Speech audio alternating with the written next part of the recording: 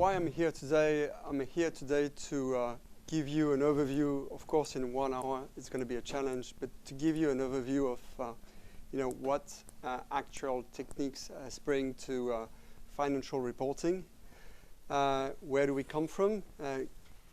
Go back in 2005, where we have applied those standards for the first time. It was in 2005. And see what has happened during the financial crisis, and as a result, what is going to come next, 2018, and presumably 2020 and or 21 for the insurance standard.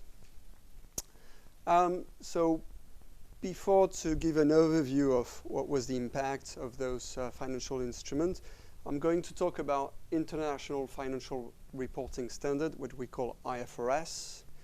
And just to make sure that, that everybody captures that this is a global standard, IFRS is roughly applied by any big significant economy, I would say, except the US. So I think it's fair to say Europe has decided to go for IFRS in 2002 without having a clue of what it meant at that time.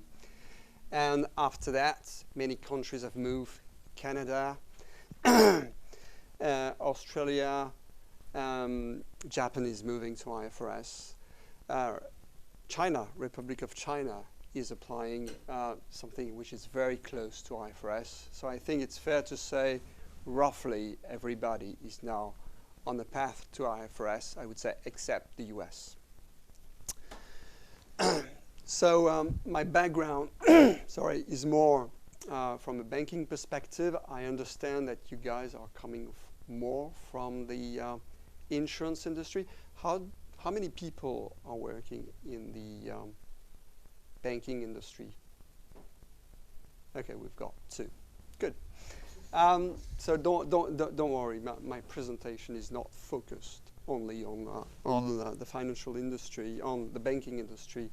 I'll try to cover both, and I'll try to make some comparisons because sometimes, those 2 parts of the financial industry don't talk to each other. So I'll try to make connections.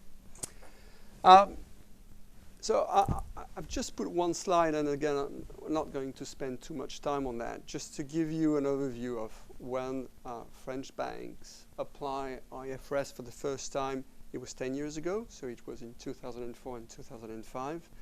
So what was the overall impact on their equity when they first applied?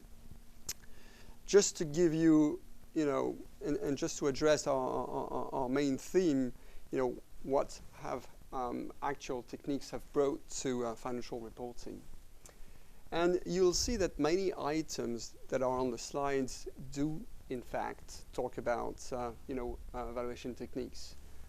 So you've got share-based payments and employee benefits, which use actual techniques in terms of measurement, do in fact have an impact. And in fact, it was a negative impact on equity. It show again the shareholders of the banks. First, the benefits that were given to the employees or that were given to senior manager regarding their stock options. What else did we have? Day one profits, that will be my next slide, to explain to you what this has brought, much more discipline in how financial instrument was measured in the banking industry.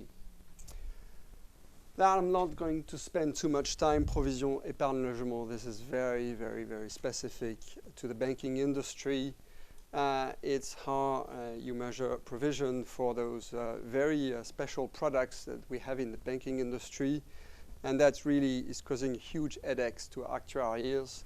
The fact that when you open a plan d'épargne logement, which I'm sure many of you have a fixed rate on the liability, and depending on the amount of time you stay in the plan, then you can get a loan with a special interest. So again, when banks applied first time IFRS in 2005, they built complex model to evaluate those 2 options, an option on the liability side and an option on the asset side. And in fact, it's quite funny, and I think it's a key takeaway for you. It was so complex that the market say, well, put that item aside. I don't want to hear those numbers. So anytime now a bank presents its P&L, it says, this is the P&L from IFRS, but putting aside this provision, which doesn't make any sense, this is the real number. So sometimes be careful. Actuarial techniques can put some noise in the measurement of performance. Non-amortization of goodwill. For those of you who are not familiar with the accounting, anytime you acquire business, financial reporting require you to measure the difference between the consideration given to acquire that business and the fair value of the assets and liability acquired. And this is really what we call, it's the unexplained difference. It's really what you've paid for more than the asset and liabilities acquired, because we all know that there are, special intangibles that do not meet the recognition as an asset or as a liability. So that's why there's always a difference between what you pay and the fair value of the assets and liability acquired. And in fact, when the standard was applied for the first time in Europe, we used to amortize the goodwill, and the standard said, no, you shouldn't amortize the goodwill. You should only test it for impairment.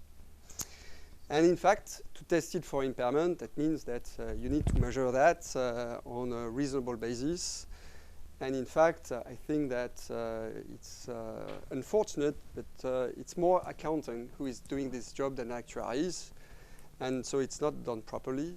And in fact, the market doesn't react very well to that. So there has been huge criticism about the way this was after that, especially during the crisis, the way impairment of goodwill was assessed. And there has been huge criticism against the industry, against the auditors, and again, market regulators. It was fair to say that when you compare the market capitalization of those big companies, there was always a gap between the market capitalization, which show to a certain extent the fair value of goodwill as priced by the market, and the accounting number, and the difference was very, very big. There are a couple of other items. When entities, especially in the financial services, move to IFRS, they have all those assets, financial assets, that sits on their balance sheet, generally recorded in their local GAAP using lower of cost of market. In fact, under IFRS, they had to be measured on a fair value basis. So again, this led to a huge increase in equity. So overall, the message of this slide is that I think it's fair to say that when entities move to the first time on IFRS, so the example is bank, but I'm sure that we would have roughly the same kind of impact for insurance entity. Overall, I think it's fair to say that IFRS puts some much more transparency, and you guys did a good job from an actual perspective, because all those valuation techniques used to measure employee benefits, share-based payments, etc., was really increasing transparency in the financial reporting. So overall, it had a good impact. It showed much more liability that were there and were not measured and were not recognized before. So overall, this was positive. So what? Again, just a slide, because I thought it would be interesting for you to compare how we measure complex valuation instrument derivative in the banking industry, and how tomorrow you'll be required to measure complex, insurance liabilities. So when a banker issues a complex derivative, generally what it does is that using a mathematical formula, it tries to find a package of instruments that replicate exactly what he's selling to the clients. So that's the first building blocks. It's really the best estimate of the replicating portfolio that should give the exact same payoff than the derivative that he's selling to the clients. So that's the first building block. And of course, life is not perfect. you won't always find the exact instrument that replicate what you've sold. So sometimes you need to use unobservable inputs. And generally, when you use unobservable inputs, you make your best estimate of those and you add a risk premium. Or the model to say, my portfolio replicates what I've given, what I've issued. Generally, you're going to use a model, and that model is not perfect. So you're going to add another layer, which is what we call model risk. And so you're going to add best estimate, adjustment for unobservable input, adjustment for model risk. Then the other layer that took a huge impact that during the financial crisis was CVA, DVA, and fair value adjustment. So CVA, DVA, and funding valuation adjustment are all the adjustments that are required when you measure a derivative, because generally when those derivatives were measured before the financial crisis, we used to discount future cash flow using an almost risk-free yield curve, which is the swap yield curve. That was the basic standard in the market. And then, of course, if you enter into a derivative with someone else, you're always at risk that if your derivative has a positive value, you're always at risk that suddenly the counterparty blows up, which is exactly what happened with the collapse of Lehman. So you need to factor the fact that there's always a possibility that the counterparty defaults, and so that's what we call the credit valuation adjustment, which is going to, in fact, lower the fair value of the derivative to factor the fact that there is a possibility that the counterparty will default.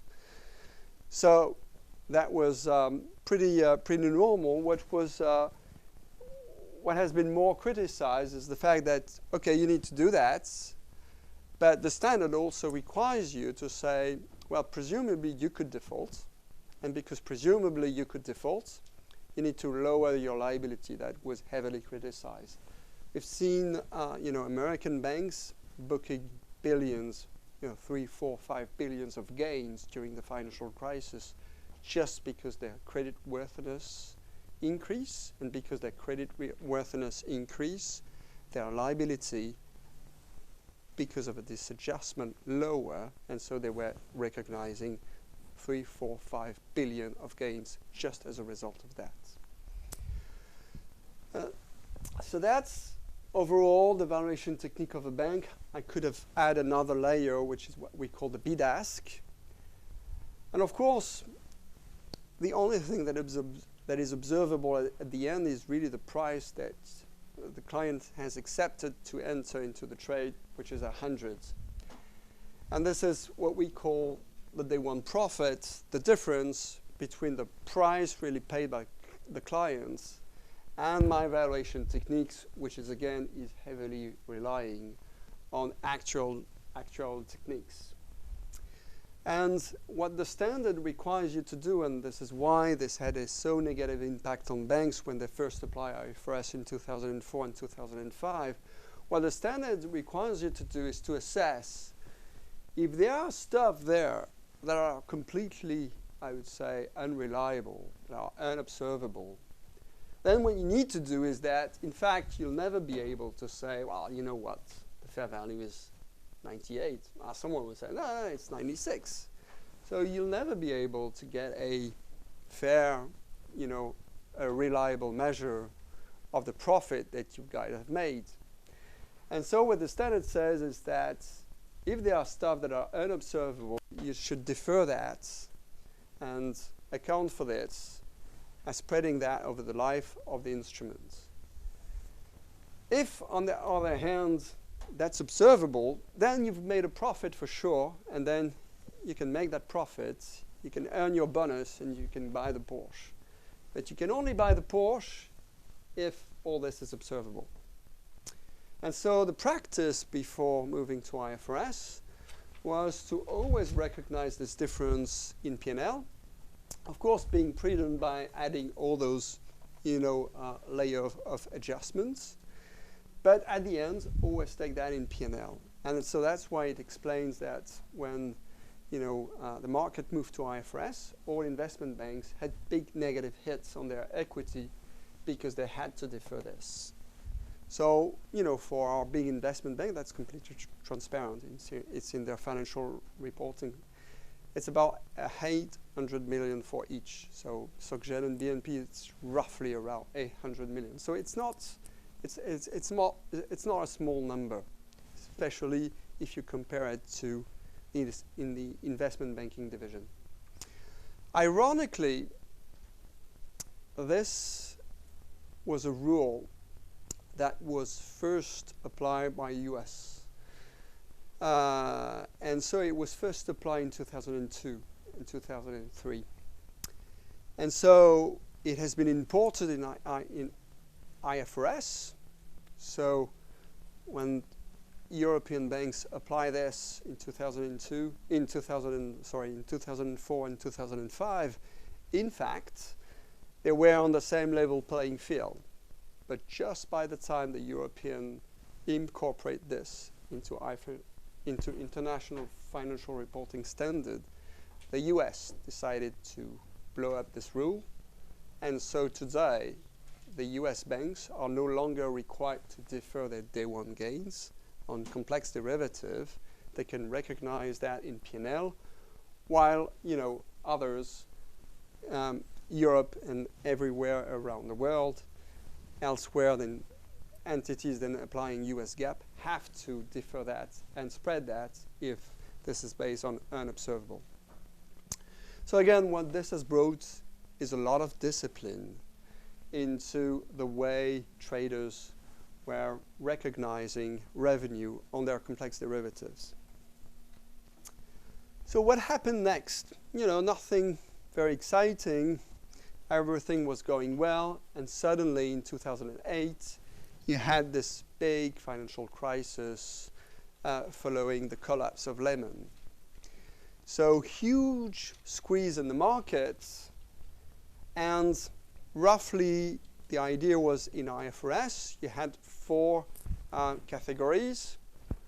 HTM, not going to cover that, so less assets into this category, so forget it. You had loan and receivable, which almost 100% of loan of the commercial bank was accounted for. You had the trading, which is, trading is fair value through P&L. So all the trading assets that the bank trades on a regular basis, they are carried at fair value through P&L. And you had the others, all the big bonds, etc., which were carried on unavailable for sale, i.e. measured at fair value, but the changes in fair value was recognized in OCI instead of P&L. And as a result of the crisis, all those bonds, those securitized bonds that were sitting on the bank's balance sheet were hit because suddenly, because of the liquidity crisis, fair value went down, and the IFRS has to change the standard to allow assets to be reclassified. And so they had to amend the standard, which has never been observed, since a decade. They did amend the standard in 20 days, while it took them 10 years to adjust the standard to fix the financial crisis, just to give you the pressure that they had to do that. And they really failed. They were completely raped. It was really, they were completely mad of doing this, but they had to do. And so what they decided to do is they decided to allow assets that were trading, that were classified in the trading category, so asset measured at fair value through P&L. They allowed them to be reclassified into the loan and receivable category just because the asset was no longer traded. So because there was no longer liquidity, we shouldn't distinguish between a trading asset and a loan and receivable. Now, because the liquidity has gone, those assets should be, should stay on the balance sheet forever, and so they should be managed very differently than they were in the past. And so they allow that, and exactly the same for available for sale assets. If the liquidity has dropped and if your intent is not to sell the asset within the foreseeable future, then you should get the availability to reclassify those assets into the loan and receivable, i.e. carried on an amortized cost basis. And you can see the figures below. It had a huge impact. 400 billion of assets in the Eurozone were moved from a fair value category to an amortized cost category. That's huge. It's huge. Really a huge amount. And it enables banks and insurer were part of that, but the amount of assets that insurer reclassify was very small. And so the amount that they save by reclassifying all those assets, you could read it in the financial statement, was 28 billion euro. So not a small figure at the end. And mixed between OCI and P&L. So just to give you an idea, you know, that they had to do it, and in fact, banks really took advantage of it because we're able to avoid further losses into their equity of 28 billion. Okay, so that's what happened during the financial crisis. What was the response? Well, the first response was in this debate about amortized cost versus fair value accounting. The standard setter, the ISB, realized that it was not just a question about amortized cost or fair value. It was not just a question whether it would be more appropriate to measure asset either at amortized cost, either at fair value. It was also a question about showing the risk that the financial instrument generates. And so they came up with a framework. And again, I think it's very important for the topic that we're going to see and that we are going to cover in the next minutes. It's very important to see that, okay, you can focus on the measurement, but what's very important is also to give a good picture of the risk undertaken by the institution. So they came with a framework to say what you need to disclose is you need to be transparent of the financial risk of your institution. Risk in terms of liquidity, risk in terms of credit risk, and risk in terms of market risk. And so by adding, you know, the financial risk that the entity was, you know, facing, it to a certain extent elude the, you know, always vehement discussion around fair value accounting. So I think that was an important response to show the risk that the entity was managing, because it can give you know, better picture of what's going on than just fair value or amortized cost. Also, another interesting thing that they achieved after the financial crisis hits is that they realized that those assets that we are measuring on a fair value basis, that's to deal with the uncertainty around the outcome of the fair value measurement, that you had to disclose what we call the fair value hierarchy, and the purpose was to precisely give a rough idea about the amount of uncertainty of the output of the measurement. So it was basically classified into 3 categories. Whether it was quoted, well, if it's quoted, then there's no uncertainty about that. Just look at the number. Whether, like swaps, you know, the parameter is quoted and you just use a formula to convert the parameter which is quoted, which is the yield curve, into a fair value measurement. That also shouldn't lead to any significant fair value uncertainty. And of course, in the other bucket, which is what we've covered in my previous slide, the level 3 is precisely where you've got uncertainty in the measurement.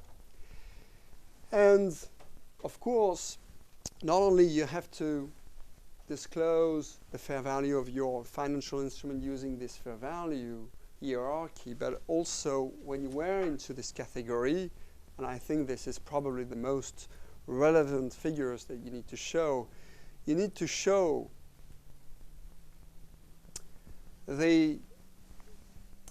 give an idea about those numbers.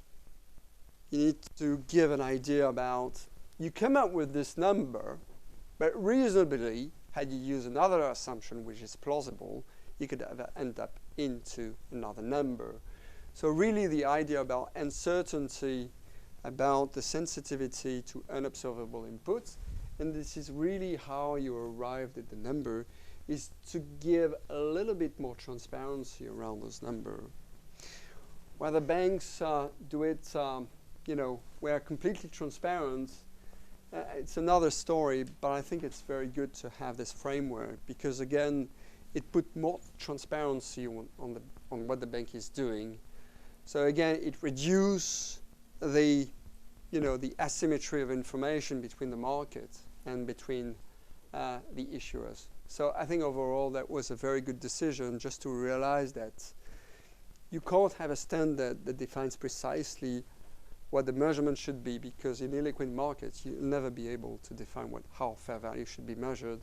And so put more time on be transparent and give more information on precisely the level 3 hierarchy, where there is huge uncertainty and huge judgment.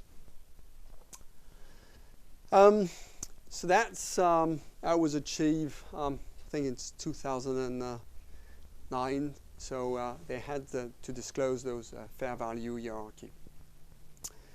So before we move on to what is going to happen next from a financial instrument perspective, I thought it would be helpful to give you an overview of what will be the new model that insurer will have to apply. And again, it's not yet finalized. It should be finalized, we expect, beginning of next year, so beginning in 2017, for an application date, which is almost, I would say, in 2020, 2021, we don't know yet exactly. But the reason why I've put this is you'll see that you'll find certain commonalities of what we've seen for the fair value measurement of complex derivative, and I thought it was interesting for you. So first, building blocks. You measure your insurance liability using a probability weighted average.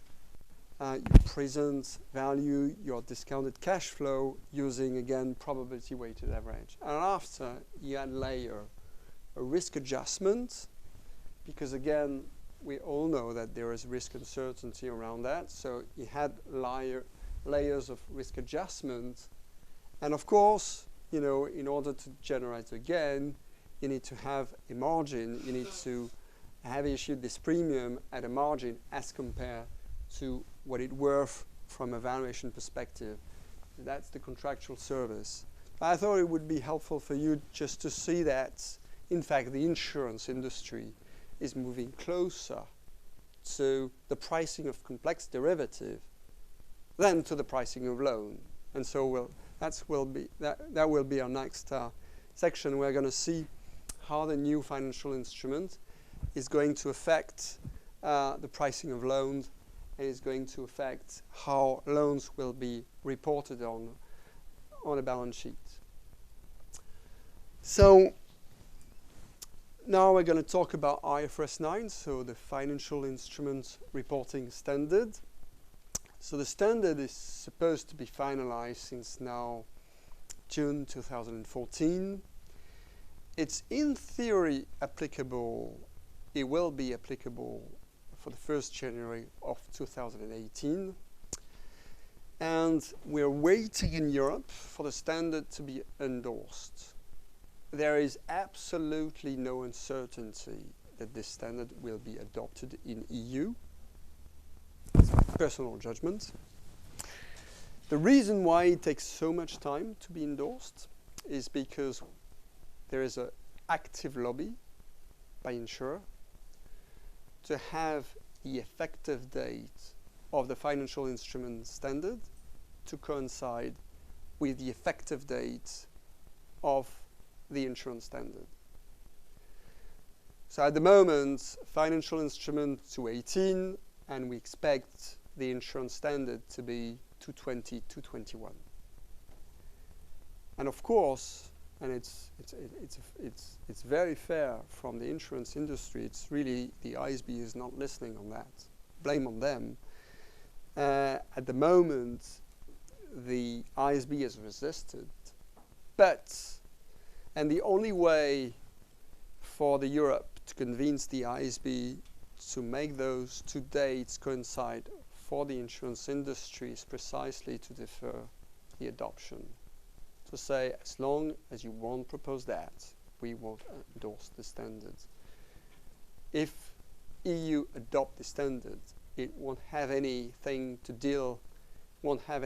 negotiate with the ISB to allow for the insurance industry to apply the insurance and the financial instrument at the same day, which again is something that makes perfect sense.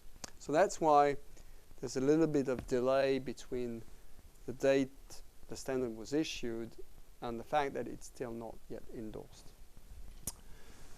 Okay, so moving back to the slides. So what is the model for classifying financial instrument assets? So again, IFRS 9 is going to modify the way assets are classified and assets are measured. Remember, the ISB had to make an amendment to the reclassification rules. They didn't like that at all. So they say, we'll fix that. We'll propose you a new model. So that's the model that is on the slides. And after that, as a result of the financial crisis, they were forced by the Financial Stability Board and the G20 to modify the accounting for impairment. We'll cover that in the next slide. So the idea of that model is they understood also this debate between fair value accounting and amortized cost accounting and said, okay, we want a mixed measurement model, i.e. if your business model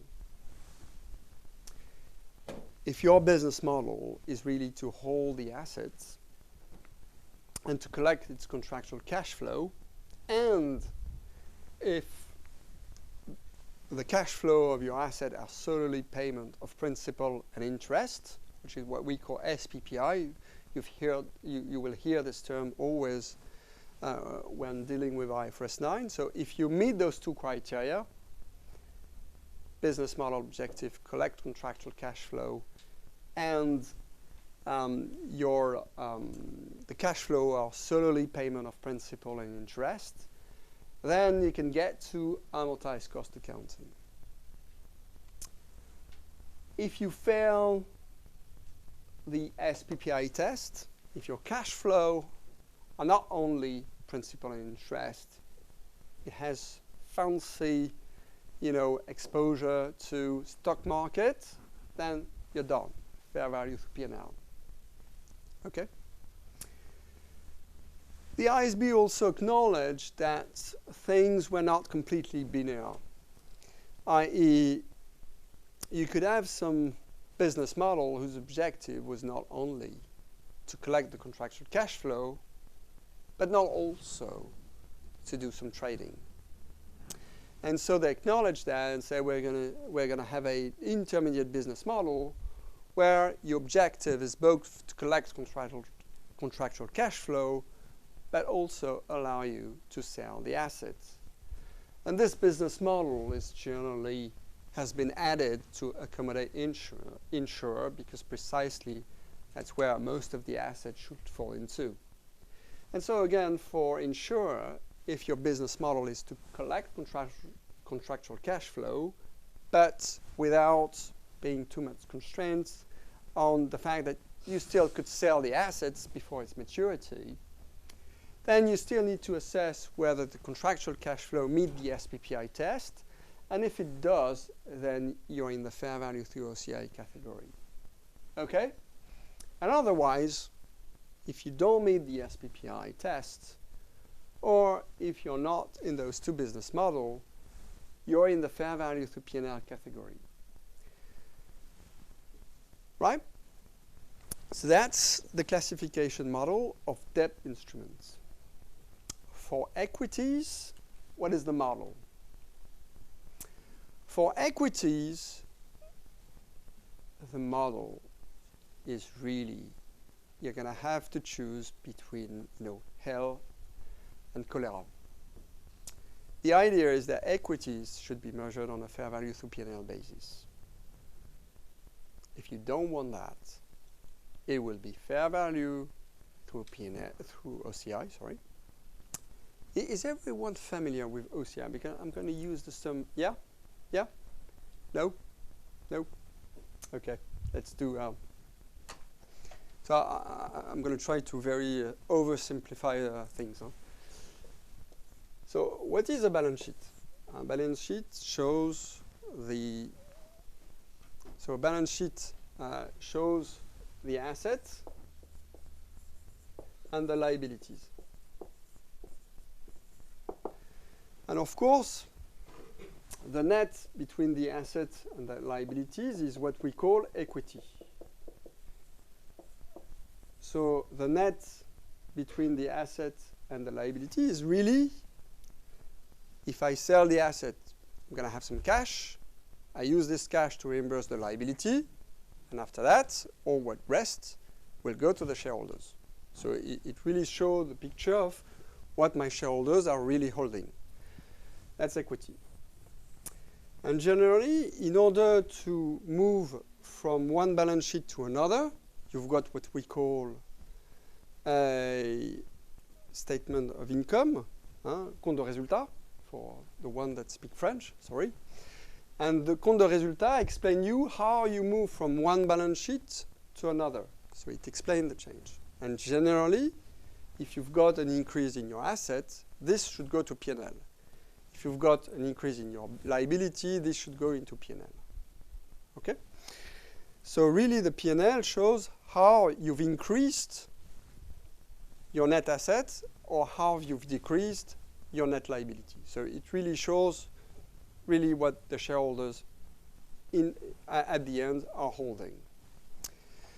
And the idea is that when you measure stuff on a fair value basis, the ISB said, although those fair value movements should, in theory, increase the net asset of the entity, we believe that these changes in fair value should not go into P&L, but directly in equity. So OCI means that it's a special capture of equity. Boom.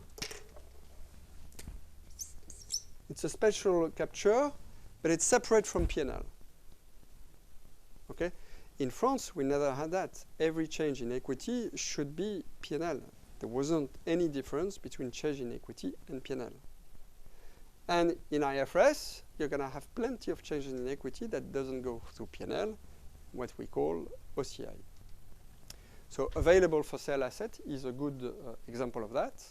The change of fair value doesn't go through P&L, but it impacts directly the equity. Okay? And so the idea is that, okay, equity, you measure them either on a fair value through P&L basis, okay? Either you're going to measure them on a fair value through OCI, so through equity. But more importantly, because you're going to say that was exactly what we used to do and what we do today for our equities. But today, when we measure a financial at fair value through OCI, when we sell this asset, we sell it generally for its fair value, and then we recycle the OCI from P&L. So if I have an asset of 100, then it's worth 120. Those 20 sits in OCI, and when I sell it, this OCI is recycled into P&L, i.e. I've got a P&L of 20, and a reduction of OCI of minus 20. Overall, not any impact. The net impact has been to go from here to here. When I sell the asset, there's no overall impact. There's P&L hit of 20, reduction of equity of minus 20. Okay? Here, what this will say is that when you sell your asset, the 20 remains in equity. You can't recycle it into P&L. And that's a problem for insurer, because why insurer are holding equities? They are holding equities to provide some yields to, insurees. Yeah, sorry, to policyholder. That's their business. And the problem is that the yield they're going to have to pay on the policyholder will go to income. And the yield they will get on their assets, if they use the fair value through equity model, they won't get it in P&L. So they will have the debit in P&L and the credit in equity. Doesn't make a lot of sense. That's why the insurer are hating this model. Okay? So that's why insurer will have the choice of cholera and pest. It will be either fair value through P&L, either fair value through OCI, but without being able to recycle the gain when the equities are sold. And that's really a big issue for them. That's really a huge issue. If you take the insurance balance sheet, if you take the portfolio of equities and mutual fund, it will be even fair value through P&L. So if you take mutual funds and equities, which is generally ranked from 15 to 25% of an insurer balance sheet, those assets today are measured at fair value through OCI, and you can recycle the gain when you realize the asset. Tomorrow, it will be fair value through P&L. And this is going to create very, very significant volatility. We've talked about that. On the contrary, what it means for banks are not holding a lot of equities. Banks don't do that. They issue loans. And loans, business model is not going to impact them that much. They are carrying those assets to hold, collect, and contractual cash flow. So the loan portfolio is going to stay at amortized cost. No big impact. For those of you who are aware, one of the results of the financial crisis is to impose banks stringent liquidity constraints, because the liquidity is what has killed the market and what has killed some banks. So banks are now required to hold huge liquidity portfolio. We're talking for our big banks of 100 billion of assets, so it's really sizable. So the question is where this liquidity portfolio is going to end up. Is it going to end up in fair value through OCI, which it's currently today is sitting in, or whether it is going to end up in amortized cost. And in fact, the standard seems to have allowed those liquidity portfolio to be carried at amortized cost. So banks are more viewing this new standard as an opportunity to move asset carried on a fair value through OCI category into an amortized cost category. While insurer will be completely the contrary. Huge, huge, very sizable move from fair value through OCI into fair value through P&L. So this is what this new model would mean for the financial service industry. So very, very, very different impact. Very, very different impact. Pretty more positive for banks than for insurer. Okay?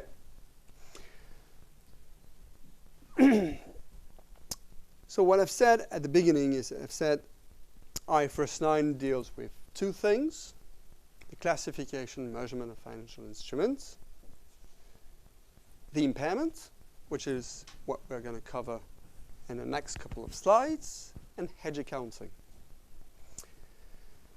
Hedge accounting, that's a big issue for banks. Not that much for insurer at the moment. That's a big issue for banks. So I thought it would be interesting to explain to you where we are coming from and to explain to you what has happened, because there has been a huge, political debate around international financial reporting standard in Europe. Europe was not happy with the model proposed by the ISB, So they decided to say, okay, if this is your model, we're going to carve this out. So in fact, the international financial reporting that entities are using in Europe are not exactly the same as the standard issued by the ISB. We've made some carve-outs, and we've made some carve-out to accommodate what I'm just going to explain in the next minutes. So what is it? And again, this deals with actual techniques. So what is it? Roughly, and you know, let's try to simplify so that you really understand the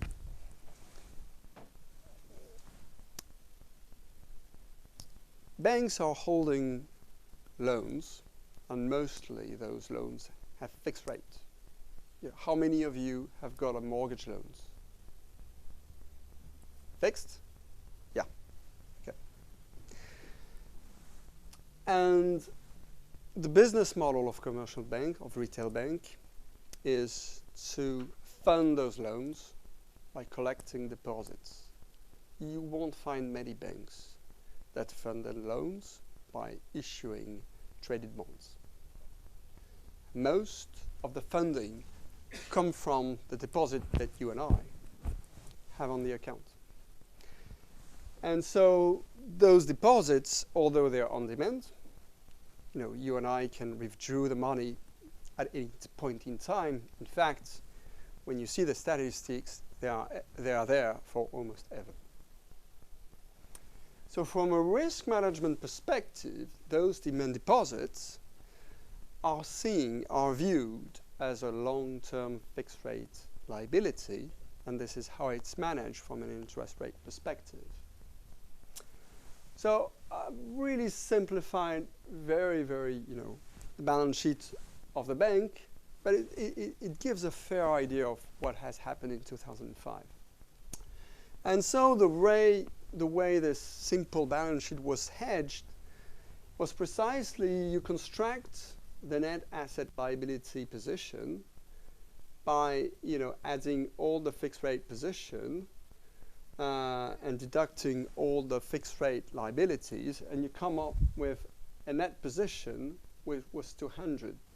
So 800 of fixed rate asset, equity, which again is there and has a fixed rate. And so it's there forever, your demand deposits and your net position. And it was very reflective of the position banks have in 2004 and 2005.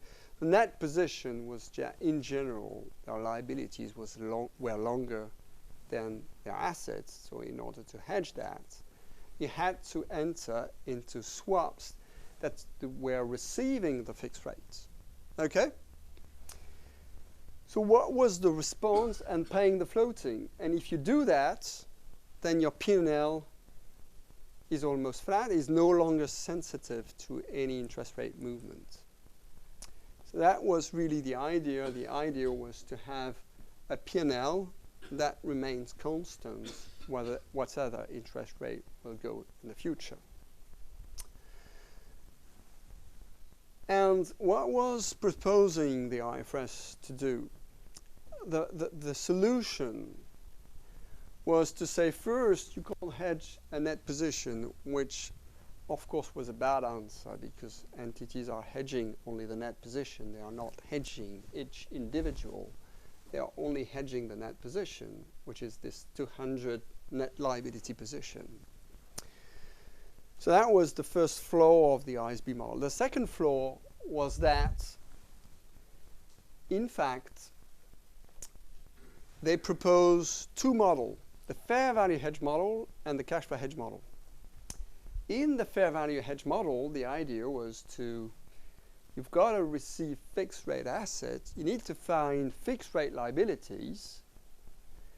And if you do find some fixed rate liabilities in your balance sheet, you need to remeasure those fixed rate liabilities, but only for the interest rate portion. And by doing so, the remeasurement of those liabilities will offset with the remeasurement of the derivative. Those two will offset. That's the fair value hedge model. And the same swap, it's the same, could also be designated as a cash flow hedge of a floating rate asset. And here, the idea is not to hedge the fair value exposure, because a floating rate asset doesn't have any fair value exposure. It's to hedge the cash flow risk of the cash flow you're going to get on the assets. And when you're hedging a cash flow risk, then the model is different. You're not remeasuring this asset, because again, you can remeasure indefinitely a floating rate asset. It doesn't have any exposure to interest rates. The idea is that in the cash flow hedge model, you book the fair value of the derivative in equity, and you do nothing on the hedged item. And you recycle that when the item hits P&L, which is for swap. You accrue the swap in P&L, and any change in fair value except the accrued interest goes into equity. So that was the model. UK banks love it. They book all their derivatives using the cash flow hedge model because they've got a bunch of floating rate assets and floating rate liabilities. In France, again, in our market, we've got mostly fixed rate assets and fixed rate liabilities, as the simple balance sheet illustrates. And so that was a problem, because the only liability that I could designate under the fair value hedge model were my demand deposits. And the ISB said, no, you can't designate those. A demand deposit doesn't have any fair value exposure, because at any time the depositor can withdraw its money. So it doesn't have any fair value exposure. So what do we do? There was no solution. And so the politics, it was Chirac, and really he did it in person. So he had one guy from BNP that took his pencil and carved out all the terms that, that create the difficulty to precisely allow banks to designate those swaps as hedging core demand deposits. And this led to the EU carve-out. So that's where we're coming from. And again, the ISB didn't like that at all. They absolutely didn't like that, political forces depart from the standard they have issued. They said, we'll fix that. And we're in 2015. They haven't fixed it. And I'm going to tell you in the next slide why you guys have been close to be the richest people in the world, because of that model. So the ISB came with this proposal. It was late in 2014, so it was not that many time ago, and said, okay, we've discussed with how you manage interest rate risk, and we think the good answer is the below one. You're going to take all your assets and all your liabilities, and for all those assets and your balance and your liabilities in your balance sheet that are sensitive to interest rate risk, because you're managing interest rate risk, you're going to remeasure those assets, but only for the interest rate risk. So this would mean that banks would have to measure all their loans, all their liabilities, would have to remeasure that for the interest rate risk portion. And this is why the actuaries have been close to be the richest people in the world. I mean, it would have given you work for decades. For decades. You can't imagine what it would mean from a balance sheet perspective. So that was the proposal on the table, and at the same time, Basel Committee issued the same standard, because you guys come from the insurance industry and you've got solvency, but you should be aware that in the banking industry, we don't have any quantitative measure of the interest rate risk that banks are taking. We don't have that. And so they have exactly the same kind of proposal. You should do that, and you should remeasure what would be the hit in your equity if interest rate move, which is roughly the same idea of Solvency II. This was rejected, so the regulatory proposal was gone, and this proposal was also, from an accounting perspective, unanimously disregarded. So you've unfortunately, you've lost that opportunity. But I thought it was interesting. And again, it makes perfect sense to do that in the investment banking division. And that's exactly how it is measured. It makes perfect sense. If you try to apply that into the retail portfolio, then it's a nightmare.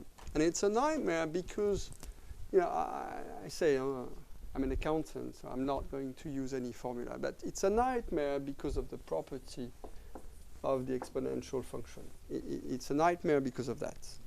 So let me precise you why I believe this proposal didn't go through. It's a nightmare because if you see on the left side of the balance sheet, you've got our fixed rate mortgages. Do you think it's easy to measure that, at least the interest rate risk portion of our fixed rate mortgages? Why it's not easy? It's not easy because you know that we've got rules in our country that allow a borrower to prepay. That prepayment option, and of course, you know, every single man is not an actuary, so he doesn't know what's worth this prepayment option. So it's very difficult to predict how each individual borrower will in fact exercise its prepayment option. And I can tell you there are a huge difference in the way actuaries have predicted the prepayment option will be exercised as compared to what has happened, because this is exactly what has happened. Everybody has 4-5% interest rate. Interest is now close to 1.5, 2%. Many have withdrawn, and for much higher percentage than what the model has predicted. So that's why it's very difficult to predict. And the problem is that it's very difficult to predict how the people will behave in 10-year time. And the problem is that it's very difficult to predict what will happen in the future. But at the same time, because of the property of the exponential function, so the more you look in the future, the more there is uncertainty of your cash flow, but the more those cash flow will be sensitive to interest rate movement because of the property of the exponential function. And this is why in practice, if you measure that on a fair value basis or on a current value basis, it brings an amount of uncertainty that becomes completely unmanageable. So that is what is happening on the asset side. And of course, if you've got loans which contain prepayment penalties measured on a discount value, then not a big deal to apply the model. And on the liability, if you think about our demand deposits, who knows what will happen to our demand deposit in 10-year time with, you know, or what is happening in the digital space? Who knows? Who can predict that? No one. You know, PEL, we've talked about plan d'épargne logement. You can put 10 polytechnicians, they will never agree on what's the fair value of those. It's impossible to model that properly. So we've got PEL, we've got Livret A. Livret A, you know that. There's, in theory, a mathematical formula which is based on inflation and short-term rates. But the problem is that you always have the discretion by the politics to depart from the formula. How are you going to model that? How you can do that? And so the problem is that this shows you the limit of actuarial techniques, is that when it comes to model behaviors, etc., you know, actuarial techniques don't do a great job of that. It's more, you know, political decision, etc. And so they are good when, you know, when people react rationally, predicting what Sarkozy or Hollande will say. It's not actuarial, you can say. That's what I think. Okay, and that's the reason why ultimately this model didn't go through, both from an accounting and from a regulatory perspective. Oops. So, unfortunately for you guys, our assets and our liability in the banking industry will still continue to be carried on an amortized cost basis, while for you insurer, you'll have your assets and your liability measured on a current value basis. That's life. Okay, before we move on to our last topic, which is impairment, and which is really supposed to be the things that really is going to give you some work for, again, not for decades, but for a long time. I thought it would be helpful for you to explain to you what was the impairment model. So what's the current impairment model, why it has been so heavily criticized during the financial crisis, and where we are heading.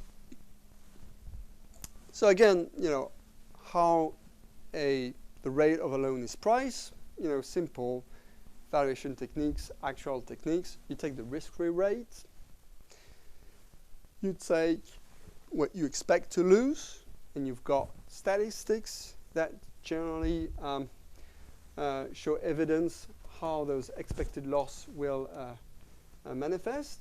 After that, you add always, you know, because you know that people are going to default. There's always an uncertainty around that number. So you take a risk margin, which is generally, you know, what capital is supposed to cover. Then you take administrative cost, and again, you take a profit because banks are here to make money, not to lend for free. And so in the current model, what we used to do is, so that's the rate you observe, and that's what we call the gross effective yield. And so banks will recognize revenue based on this gross effective yield. And the idea was to say anytime that you're going to see and anytime you're going to have an impairment trigger, something that you can really objectivize, the guy is no longer paying his loan, the guy is in very severe deterioration, you know, like Greek was just before the restructuration. So if you have an impairment trigger, something that really can be objectivized, then in this case, you book a loss, and the loss is measured, if it's a loan, by the difference between the carrying amount, which is carrying amount is discount value of contractual cash flow. You discount those contractual using the effective yield, the gross effective yield. And the new carrying amount, which is now the discount value of expected cash flow using, again, the gross yield. So that was the model. They acknowledged that by using such a model, it would probably don't give banks enough leeway to book provision. So they acknowledged that, and they were pressured by banks and by the regulators to allow a little bit of flexibility. And then they construct this incurred but not reported impairment model.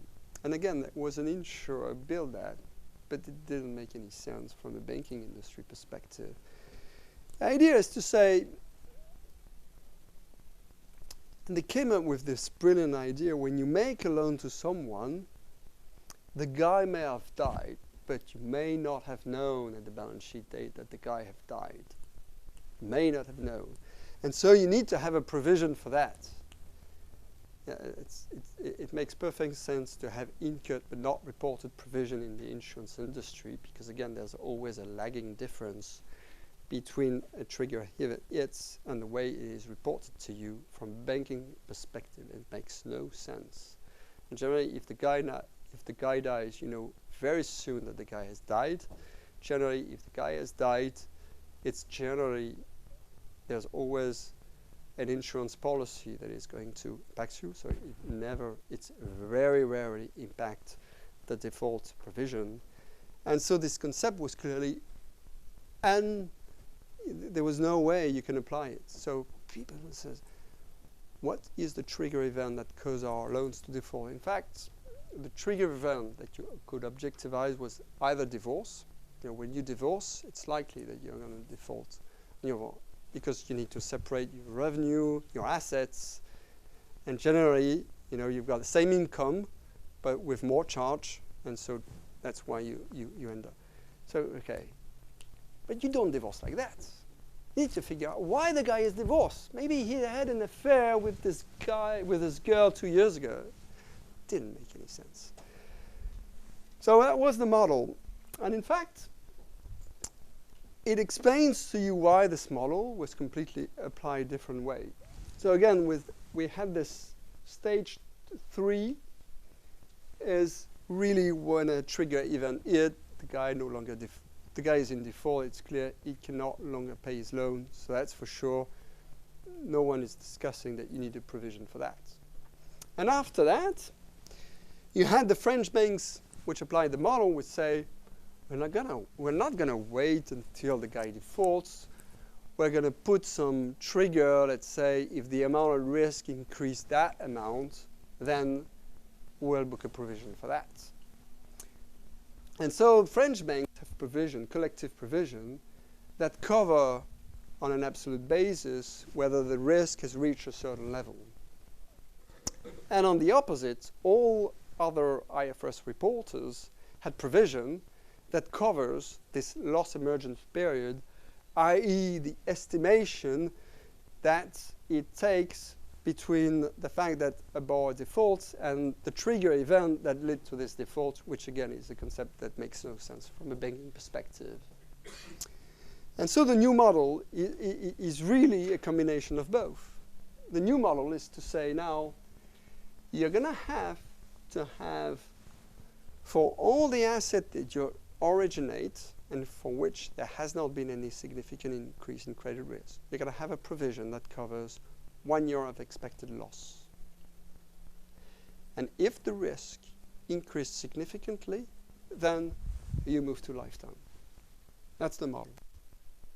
So a bit of a mixture between what the French bank were doing and what the others bank were doing, but without defining what the loss emergence period was, fixing it to 1 year and make it consistent across banks, because across banks it went from 6 months to 3 or 4 years for the SEC registrants.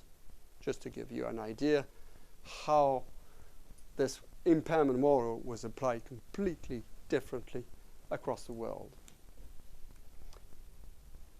So that was the model. What was the initial proposal of the ISB, which again makes a lot of sense? The initial proposal, which from my perspective is really a good one, was to say, well, in fact, what the model should be is that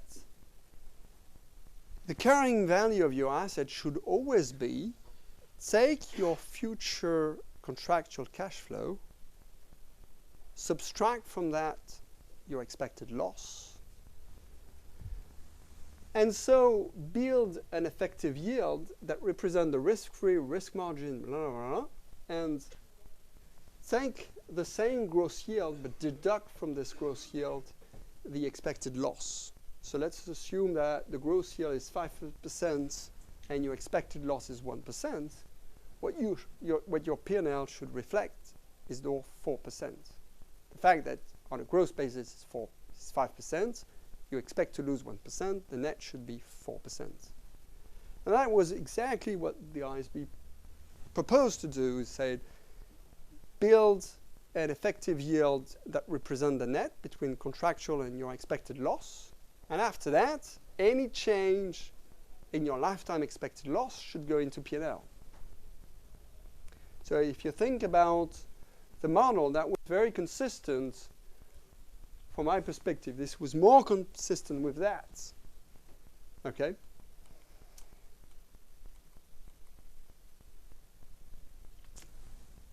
And so the model now is not what we've seen. The model is book 1 year of expected loss for all the assets for which there hasn't been any significant increase in credit risk. And if there has been significant in credit risk, book lifetime. Which again, from an economic perspective, is nonsense. It's completely nonsense to do that. Do you agree? I mean, you are insurer, okay? If we were to say, insurer, what you need to do is when you receive a risk premium to insure a claim, you should amortize this risk premium, and at the same time you should book 1 year of expected loss for the claims you will have to pay. Do you think this will give a good number? Well, that's exactly what banks will have to do. So think about that. Spread your premium and book in advance 1 year of expected loss. Does it make sense? No, it doesn't. And there's even more than that. American banks will have to do lifetime expected loss at all time. There is even more than that. So think about what a P&L of an insurer would like if any time it issued an insurance contract, it had to spread over the premium it received and booked all the claim in advance, all lifetime, the cash flow that it will have to pay, but only amortize the premium it has received. Its P&L would be nonsense. And that's the model that banks will have to, the American banks will have to apply. So the reason why I'm telling you that is that there is a huge difference between what the model, and again, from my perspective, the right model would be you account for this on an amortized cost basis, and the other stuff, apply the insurance model. That would be because, again, the way a banker makes money is no different than an insurer. It's issue many loans, and because of the law of large numbers, all things compensate, and that's how he earns money. And so we shouldn't account for those things completely differently.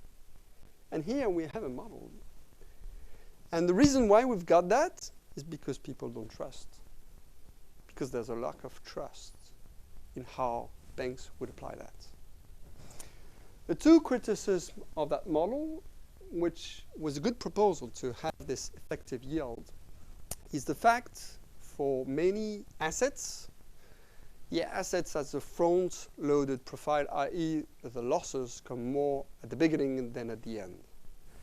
So this would have meant for many assets that in fact instead of having a provision, they should have a negative provision. And you can imagine, because of the financial crisis that we had, it was not popular to come up with an answer, oh no, you shouldn't have provision, you should have assets. And that's the reality, is that you're incurring a lot of losses, and after you're not going to have many losses. And so in theory, from an economic perspective, we should spread the losses on the lifetime. The excess loss as compared to the average on the rest, and after book the changes. And from a political perspective, there's no way that a politic will sign off on that. No way. So it gives you, to a certain extent, an idea about what are the limits of actuarial techniques. You also need to cope with other kind of constraints, and that was a big constraint. Banks were severely hit, during the financial crisis, and that's why you had a model that, in theory, should increase the level of provision. We don't care whether it's rational or not. We don't care about that.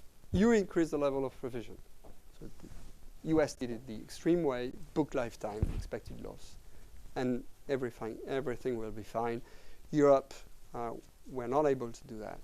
So book 1 year of expected loss, and if the risk increase, book lifetime. So again, I've put a formula, but again, in order to compute those expected loss, of course, this is going to give you a lot of work. So what it means for bank? What it means for bank is that the model achieved what it was supposed to do. It is going to increase significantly the amount of provision. This is what we expect, from 20 to 50%. And the problem is that this increase of provision is going to hit their capital ratio. So it's pretty complex. So at the moment, any increase in the provision that it becomes lower to the expected loss measure from a prudential perspective is already deducted from their equity, so that is not going to hit them. Any subsequent increase above that is going to hit them in terms of capital ratio. Calculate those numbers is going to be extremely complex in the banking industry because, again, it requires you to use estimates that are different from the estimates that banks are already using to calculate their expected loss from a regulatory perspective. And it requires, more important, to use forward-looking information. And that's, again, a warning for you. You need to be aware that the output that you're going to get is going to be very judgmental and very uncertain. And again, the transparency that you're going to require is going to increase. You're going to have to explain how those provisions are going to work. For insurer, not a big deal. It shouldn't increase significantly the amount of provision. It is going to require significant implementation costs. So the question is, does it worth it?